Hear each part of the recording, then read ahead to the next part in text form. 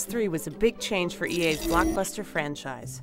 It hacked away a lot of the series' restrictions, making for a more open, natural experience most would agree resulted in a more enjoyable game.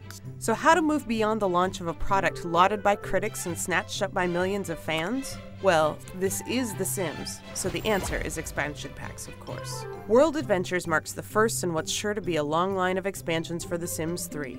In addition to delivering plenty of new items and designs, World Adventures opens up the game even further, letting players visit new spots in China, Egypt, and France.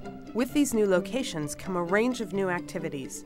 You'll also be able to chat with the native Sims, who will direct you to new content and even give you quests. In order to complete these quests, you'll need to dive headfirst into the most interesting aspect of World Adventures, tomb exploration, where you'll brave traps, battle mummies, and solve puzzles to win treasure. Things start off simply, with basic challenges involving triggers and doors.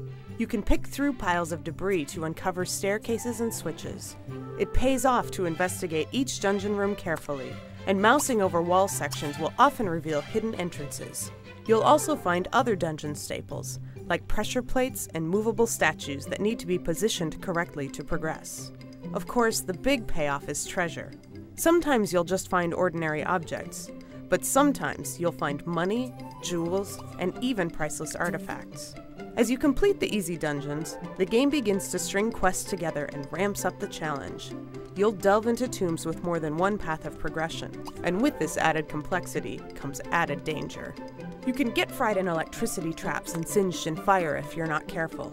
There will usually be a mechanism to disarm threats, but if you like a real challenge, you can opt to hop over traps and charge through to get to the end. This isn't always the best move, but sometimes it works. Mummies might also attack you while you're exploring, and if you're unprepared, it's possible to get cursed. The good news, though, is that by heading to China and getting some martial arts practice in, you might just be able to fend off an attack from the undead, instead of falling victim to their dusty strikes. There's a lot new going on in World Adventures, from exploring new terrain, capturing the sights with your camera, and sipping on some homemade wine, to getting down and dirty in tombs across the world. It's interesting to see what EA's doing here, adding to the traditional virtual dollhouse appeal of The Sims while expanding the amount of structured content it offers.